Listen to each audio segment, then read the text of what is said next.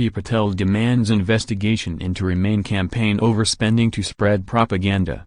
The former aid minister has cited claims that more than £1 million was channeled into groups opposing Brexit by money donors who were all secretly working together. Strict spending rules demand that official referendum campaign teams must declare any work done with smaller groups and deduct money they spend from their spending cap. Ms. Patel said, "There needs to be a thorough investigation into the actions, expenditure and financial probity of Remain campaigners, who appear to have flouted the rules and the spirit of the law to advance their cause in concert with each other. It cannot be right that Remain campaigners can so blatantly flout the rules to feed the British people their propaganda. As well as coordinating campaigning and spending, they used every organ of the British state to try to bully people into staying in the EU. They even spent £9 million of taxpayers' money on a campaign leaflet, breaking the normal rules of fair play of our democratic system." The claim comes following an investigation launched against Leave campaigners on similar allegations. Ms. Patel also complained that David Cameron's former communications director Sir Craig Oliver admitted to closely working with supposedly independent groups in his book about Brexit.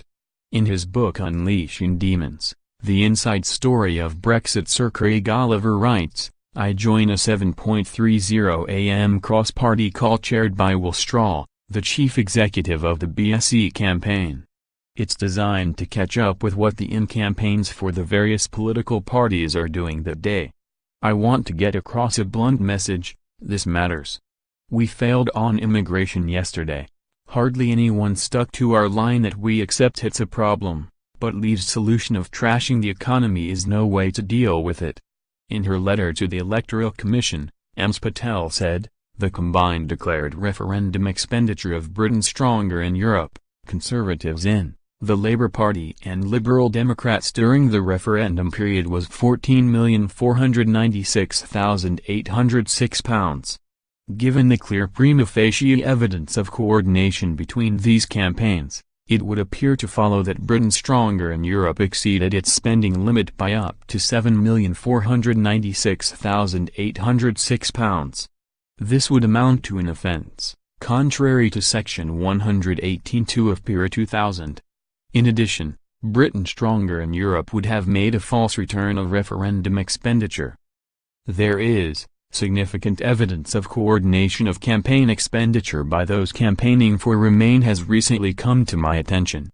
Citing reports of regular phone calls between the leading Remain campaigns to coordinate their activity."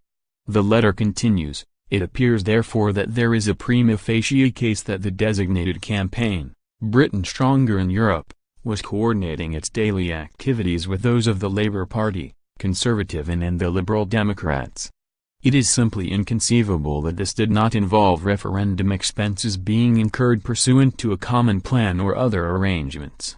The Electoral Commission said rules are designed to prevent multiple campaign groups from having the ability to circumvent spending controls while giving them the freedom to work together. It stresses that coordination must involve consequential spending in order for the rules of allocation of reportable campaign spending to apply. But Remain chiefs claim Ms. Patel's letter is just mischief-making to distract from the investigations in Leave spending. A source said, "It's pretty clear that a morning call updating on what we were doing was not working together, but updating other groups within the rules." A spokesman for Britain Stronger in Europe said they always complied fully with the Electoral Commission rules on working together and included any instances of it happening in our return. Last night the Electoral Commission said, "We consider and assess possible breaches of the rules consistent with our published enforcement policy and will review the content of Priti Patel's letter before deciding whether any action is required."